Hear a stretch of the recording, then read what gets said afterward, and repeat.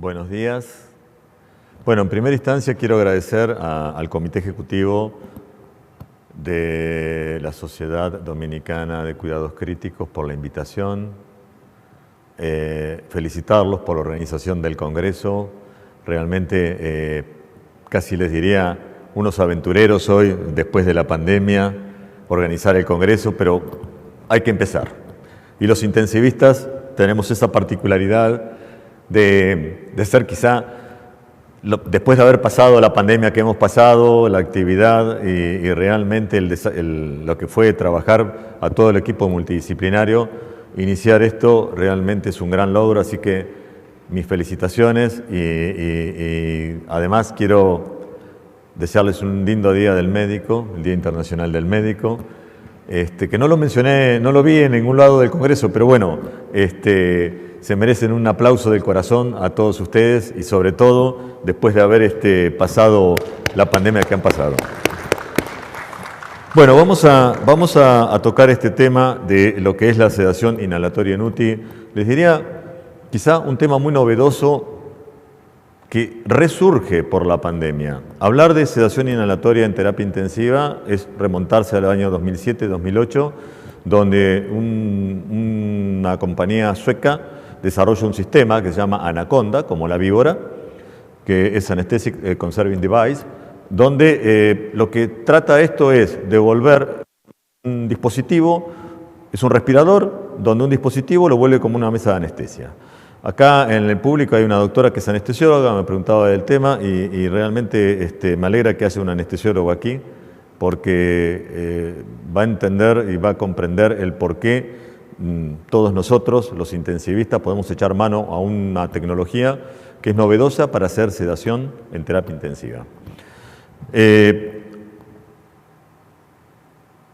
¿Por qué cuando un paciente va a quirófano a hacer una cirugía, resulta que hay que ponerlo en un plano de RAS-4, -5, sedación profunda, pero cuando ese paciente se recupera en terapia intensiva, resulta ser que los intensivistas pasamos a sedación endovenosa?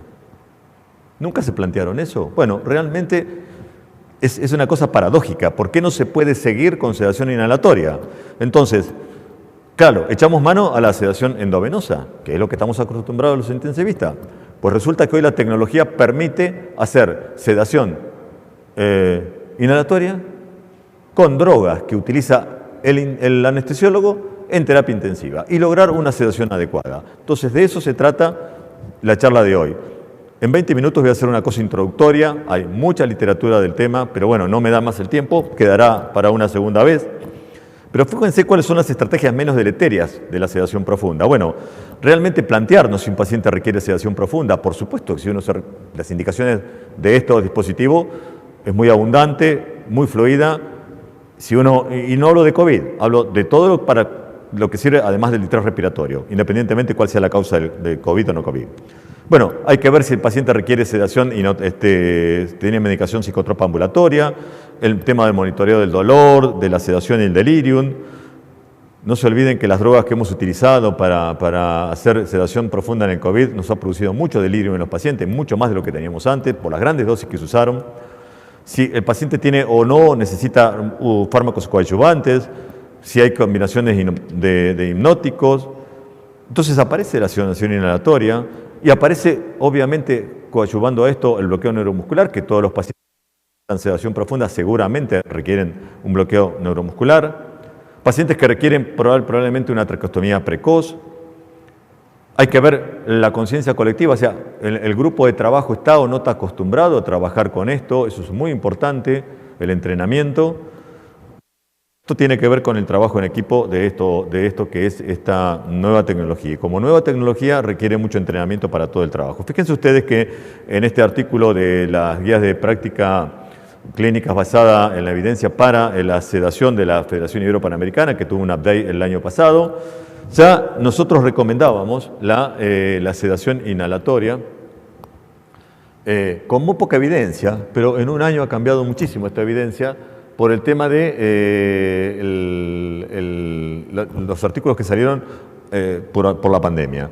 Realmente esto hizo una implosión en la pandemia y la utilización masiva que tuvieron sobre todo en Europa, Japón, China y demás países. Está entrando recién en América Latina esto, o sea que es muy novedoso el tema, pero ya veníamos, le decía yo, del año 2008, cuando el doctor Javier Belda, de Valencia, junto con un equipo de suecos, diseña este dispositivo y empieza a trabajar. Yo empecé a trabajar con él porque ya viajaba como profesor del posgrado de la Universidad de Valencia, y empecé a trabajar con él en este punto. O sea, esto tiene varios años, pero he hecho una explosión ahora en estos últimos 2 años. En este trabajo de la Semisiuk, bueno, ya habla de los gases halogenados, sevoflurano, isoflurano, para la sedación en el paciente mediante el dispositivo de conservación anestésico que permite hacer un respirador convencional, si se quiere una mesa de anestesia. Estas son las 2 drogas propuestas, el isoflurano, el sevoflurano. Fíjense que los inicios de acciones son muy diferentes, el isoflurano un poquito más que el sevoflurano. El tema es la concentración del flúor que esto puede llevar, utilizándolo. En algunos países no existe el isoflurano, es una droga vieja, existe el sevoflurano, como tiene alta concentración de flúor, a una insuficiencia renal. Pero realmente hay que usarlo durante muchos días y altas dosis para que eso ocurra.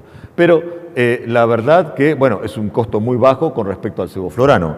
Hay países que tienen isoflurano, hay países que existen sevoflurano, las 2 cosas están bien. Algunos detalles que los vamos a ver, cuál droga utilizar o no. En este trabajo controlado de Chaboudon, los franceses han escrito mucho de esto, los alemanes están escribiendo muchísimo también, obviamente los países escandinavos donde esto nace.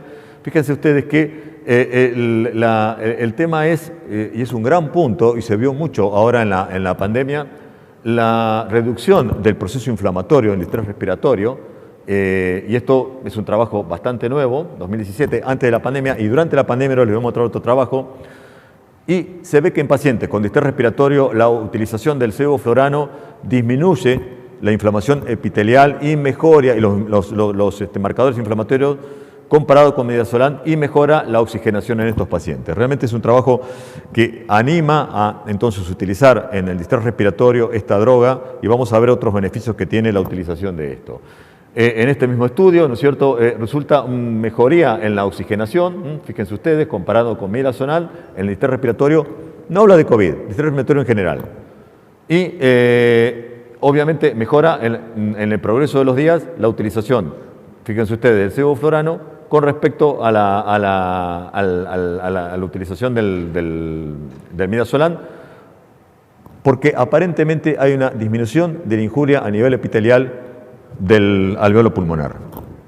Una droga que obviamente es vieja, pero que no se lo había probado como tal, porque los anestésicos que utilizan los anestesiólogos, los halogenados, es muy corto en el tiempo, hablamos de 2 o 3 horas. Acá estamos hablando de días de inhalación.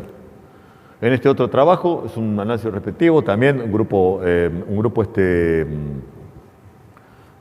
francés, la sedación, como la propone, versus la sedación intravenosa en los pacientes quirúrgicos. Realmente cambia mucho, fíjense ustedes, comparando propofol más midazolam, no solo la estadía en la terapia intensiva, con una diferencia significativa, sino fíjense, el hospital a 180 días, ¿no? Y lo mismo que la mortalidad, y ni hablar del delirium. Es una droga que no produce delirium, no es un tema menor. Los intensivistas tenemos que tener mucho respeto al delirium, y lo hemos visto acentuado durante la pandemia. Hemos sacado pacientes con trastornos neurológicos serios, muy serios, por las grandes dosis que se utilizaron de drogas, tanto sea midazolam y propofol.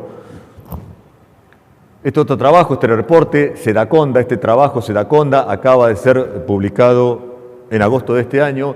Este fue un trial que se adelantó en el Congreso Europeo del año pasado, donde era comparar, fue un trabajo de no inferioridad de la sedación con anaconda versus el propofol, donde demostraron que el tema de sedación y el tema de las complicaciones es un trabajo, una droga comparable, insisto, trabajo de no inferioridad. Realmente esto fue lo que despertó un poco la utilización de la droga isoflurano o sevoflurano con este dispositivo de la anaconda. Acá ustedes tienen cómo fue fuera 24 horas a 30 días y demostró que seguridad.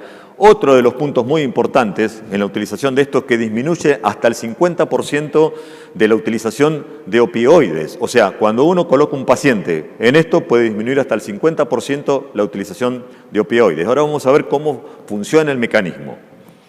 Pero realmente fue un trabajo que despertó el interés de Otto de este trabajo que se llama Sedaconda, por aquí está.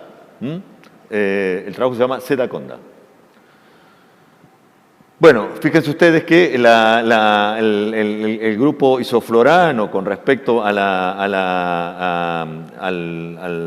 isoflorano, propofol versus cómo uno podía decir que es un trabajo de no inferioridad y que realmente es una droga segura, administrada de esta manera y prolongada en el tiempo también no tenía complicaciones, versus el propofol.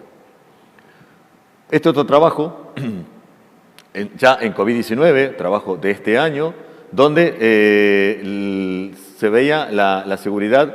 Yo no sé si, acá quiero mostrar un poco el diagrama muy grande, pero fíjense ustedes los beneficios que están en verde versus los efectos adversos de los anestésicos volátiles para demostrar que era una droga o que es una droga que tiene un efecto antiinflamatorio a nivel del alveolo pulmonar en ventilación mecánica en pacientes COVID.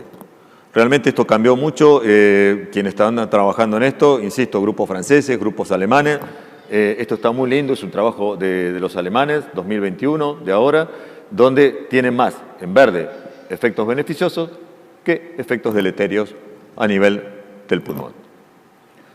Este otro trabajo, del Lancet, 2021, también versus propofol, este es el trabajo Sedaconda, donde se hizo en Alemania y Eslovenia. Es un trabajo de no inferioridad, fase 3.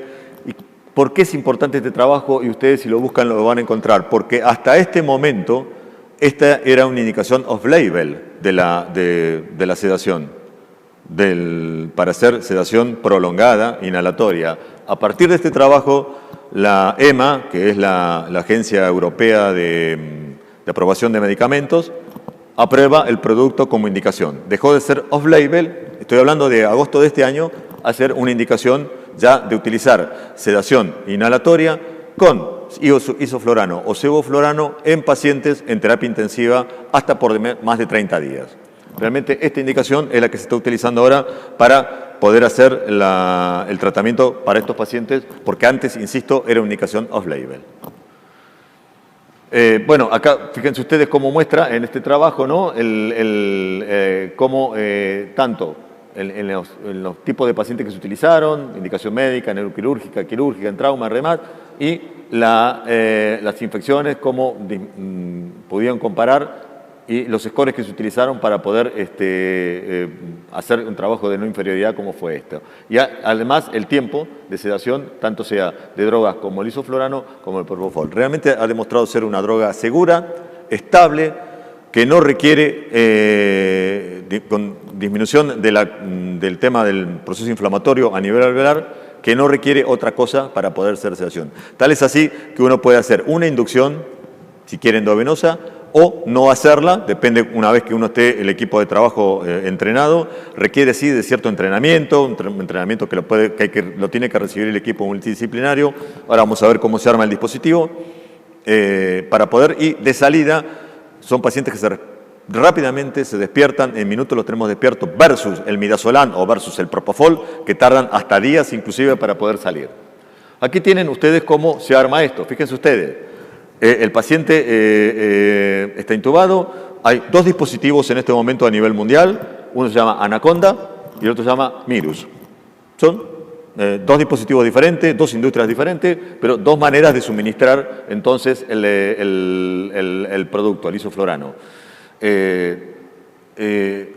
Va conectado al ventilador, tiene en la válvula, en la salida expiratoria, un receptáculo que es calzodada, donde permite que no salga al exterior para que no contaminar el medio, el box o el paciente o el equipo de trabajo, y además existe un monitor que no es de gases anestésicos, que no es imprescindible tenerlo. ¿Cuál es la recomendación?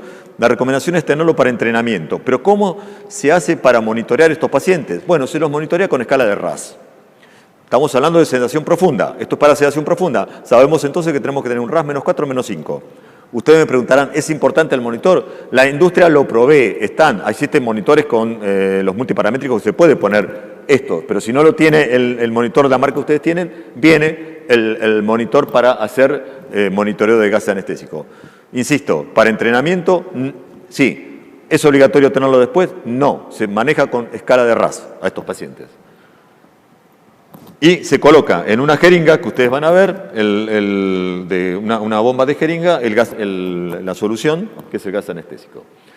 En este trabajo, fíjense ustedes, también del 16, que habla de los anestésicos volátiles, bueno, ¿cuáles son los potenciales, los setting clinical que tienen estas drogas? Bueno, corto tiempo de extubación, porque suspendemos la administración de la droga y el paciente se despierta. ¿Cuándo? Y más o menos entre 20 y 30 minutos con el sevoflurano, entre 5 y 10 minutos con el sevoflurano. Realmente es una diferencia que no es significativa, acostumbrado a que pacientes con midazolam pasan hasta días, y lo hemos visto, con sobredosis que han tenido los pacientes, sobre todo cuando se acumula en tejido graso, en despertarse sus enfermos. El tema de la extubación, la disminución de los opioides y, bueno, en todos estos pacientes, como está acá mencionado, realmente tiene un escenario totalmente diferente a las drogas que estamos acostumbrados a utilizar. Es un cambio de paradigma, les diría, es cambiar el chip de lo que estamos haciendo hasta ahora. Insisto, cambiar el chip de lo que estamos haciendo hasta ahora. Hay que acostumbrarse, hay que hacer taller, hay que trabajar con esto, pero hay que realmente probarlo. Yo se los recomiendo porque hemos visto desastres en los últimos 2 años con las grandes dosis que utilizamos. Esto es otra manera de sedar, pero muy efectiva y con muy buena evidencia. El tema de la respuesta, realmente la farmacocinética de estas drogas, no estamos los intensivistas. Yo creo que tenemos que aprender de los anestesiólogos en esto. El efecto broncodilatador, el efecto anticonvulsivante de estas drogas, de hecho son las indicaciones que tiene. Los pacientes cerrados, asmáticos, que no abren con nadie, bueno, con esto abre. El efecto anticonvulsivante, esos pacientes que tienen convulsiones que no pueden salir, que entran y salen, lo mismo. Realmente muy buena correlación con la concentración cerebral también. Maravilloso lo que vemos en estos efectos de estos pacientes. ¿Cuáles son las indicaciones? Bueno, para hacer sedación profunda, en estatus asmático o broncoespasmo, que dificulta la ventilación mecánica, en sedaciones difíciles, con mantener RAS de -3 a -5, en sedaciones muy prolongadas, de la misma manera, hay necesidad de evaluación neurológica diaria. Fíjense ustedes que si ustedes tienen un paciente que requieren ser evaluaciones diarias y lo tienen con midazolam, es imposible, porque le suspenden el midazolam y el tipo no se despierta. Bueno, acá cierro la infusión de la bomba de jeringa y el tipo se despierta, el paciente, rápidamente. En el estatus epiléptico, que precisa sedación profunda, de la misma manera, el efecto neuro y cardioprotector que tiene, sobre todo en prosparo, y en el distrés respiratorio, que necesitamos sedaciones profundas, como hemos visto, -4, -5 durante la epidemia. Este es un poco un algoritmo planteado de la Sociedad Española. Cuando un paciente requiere sedación en ventilación mecánica, si es indicación ligera, por supuesto la endovenosa tiene una indicación, como puede ser remifentanilo más propofol, más de metomedina o no, pero cuando hay que hacer sedación profunda, bueno, si hay contraindicación, indicación de evitar el midazolam o propofol, si tiene una ventilación mecánica difícil por broncoespasmo o estatus asmático, es una sedación difícil, es un estatus convulsivo, tiene un desgaste respiratorio, sí, bueno, inhalatoria con isoflorano. Más fentanilo, 50% de la dosis prevista. Realmente estas son las indicaciones que nos van a hacer. A ver, ¿qué quiero decir con esto?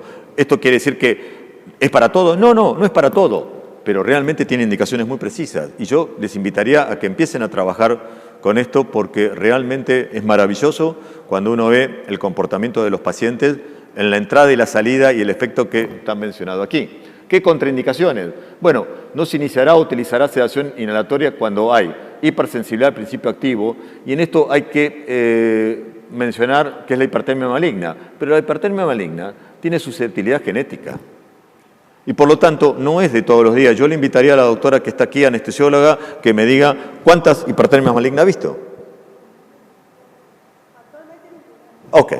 Bueno, a los anestesiólogos de mi hospital que le pregunto, ¿no la han visto? ¿Hay que tener dantrolene? Por supuesto, cuando uno tiene, utilizando estas drogas, hay que tener dantrolene. Pero es un tema genético, no se ve tanto. Bueno, pero hay que mencionarlo porque es un efecto adverso.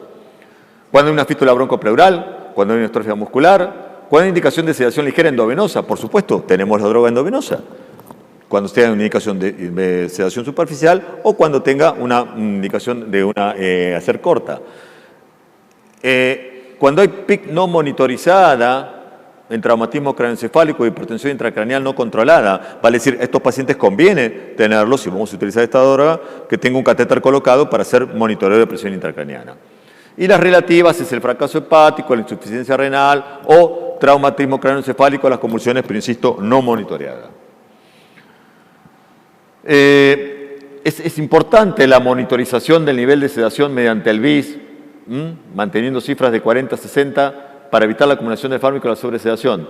Pero insisto, no requiere que sea no es obligatorio. Puede ser un monitoreo muy bueno quien maneje escalas del RAS, tomándolo en forma por turno de enfermería. Por eso la enfermera tiene que estar muy cerca, muy estrechamente trabajando con el resto del equipo. Fíjense, la duración, sevoflurano hasta 5 días, monitoreando la función renal, por el tema de la concentración de flúor. Y el isoflurano no hay límite en la utilización. Bueno, las drogas son estas, los coeficientes de bombas esperados, con los valores FE resultantes. Esto se lo va dando el equipo. Entonces, estas 4, de alguna manera, tenerlas presentes, que son contraindicaciones relativas, pero es cuando no deberíamos utilizarlo. El mantenimiento, bueno, se puede aumentar o disminuir y realmente la respuesta del paciente es muy rápida a los cambios que ponemos en las dosis que vamos a mantener el paciente, porque cuando uno empieza a trabajar con la droga, vemos que el paciente rápidamente se duerme y cuando hay cambios en la infusión, rápidamente el paciente responde. ¿Qué pasa con la analgosedación concomitante? Bueno, saber que los opiáceos se puede disminuir hasta el 50% de la dosis que hubiera sido indicada en forma endovenosa.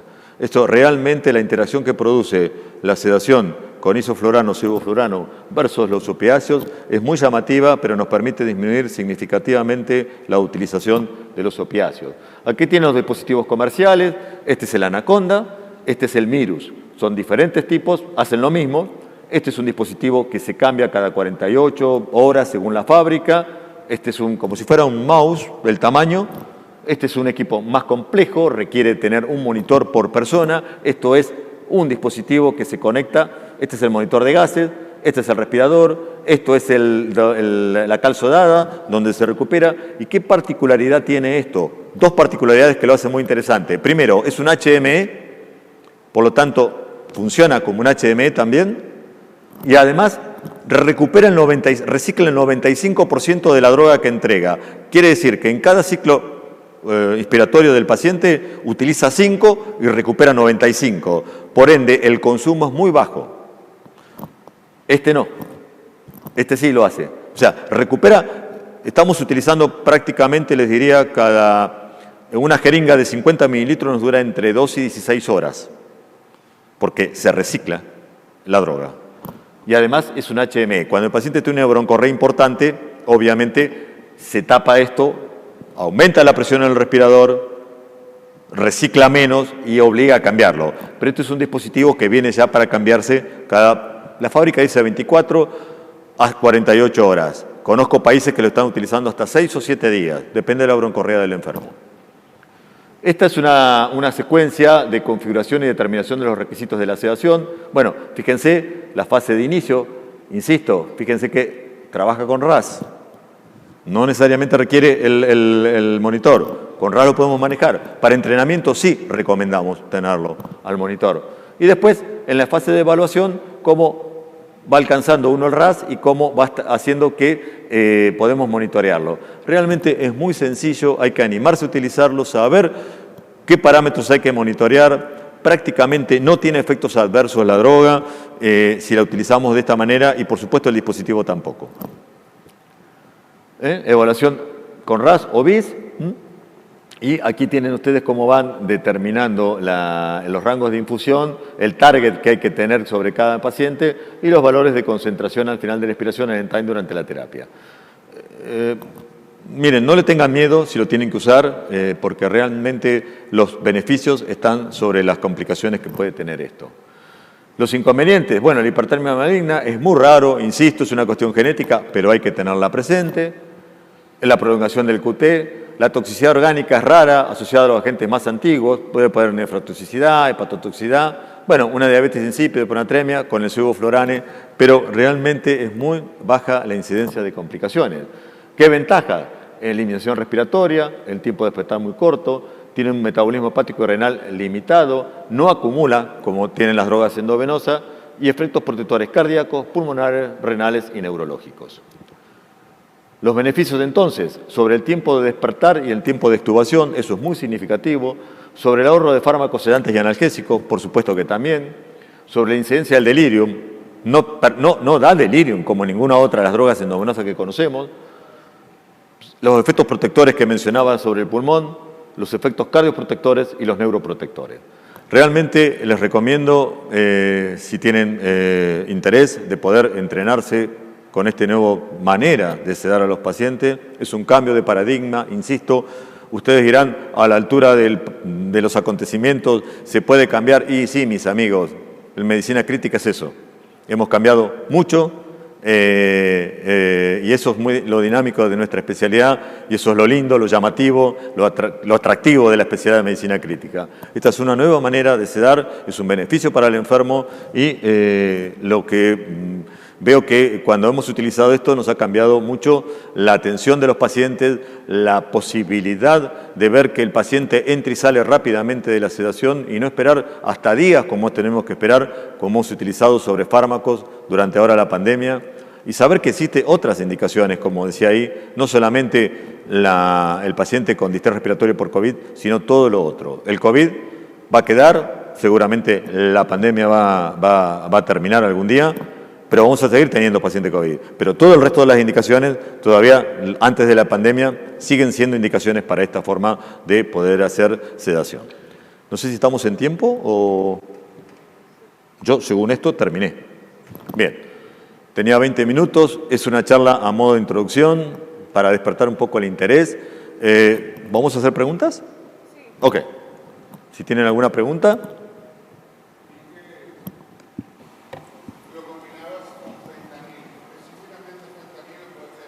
Cualquier opiáceo. Sí, señor. Lo importante de esto, José, es que cualquiera de los opiáceos permite una reducción de la mitad de la dosis que usás convencionalmente. Eso es muy significativo por el efecto que tiene de interacción el isoflurano, sevoflurano con los opiáceos. Realmente requieren muy poco analgésico los pacientes cuando utilizamos esto.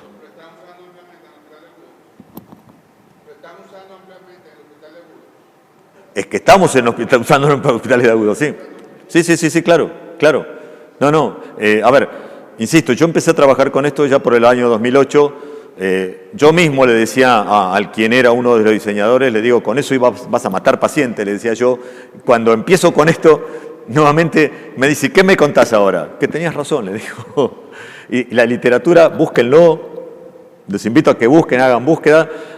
En los últimos años mucho artículo de sedación inhalatoria en base a estos dos dispositivos, Anaconda o el Mirus.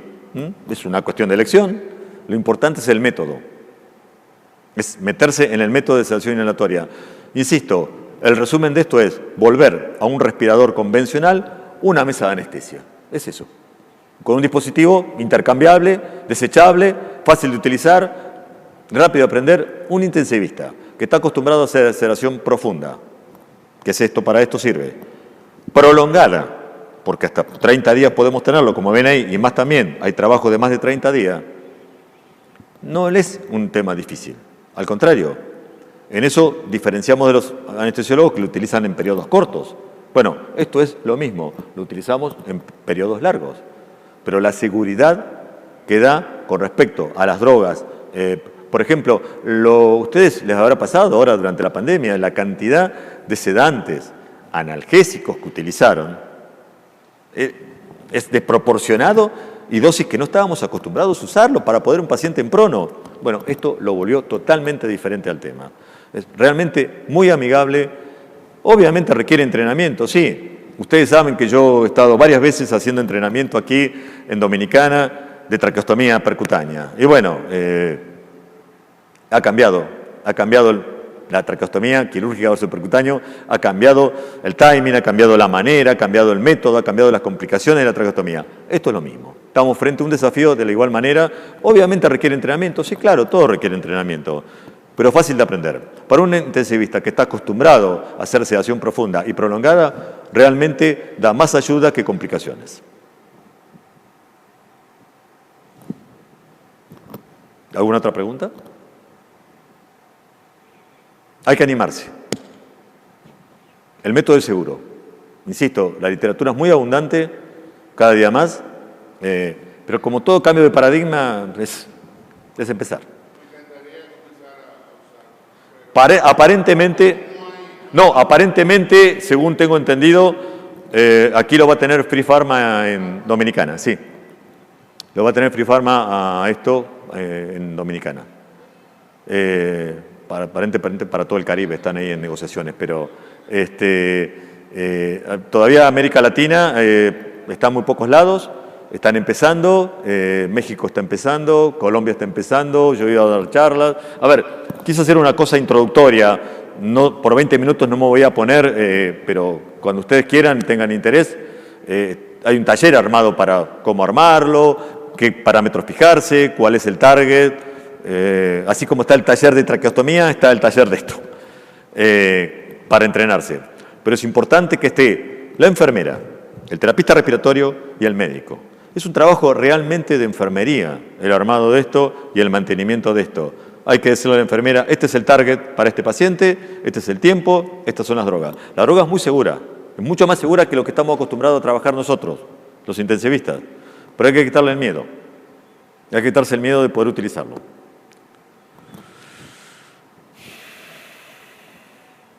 Niñas.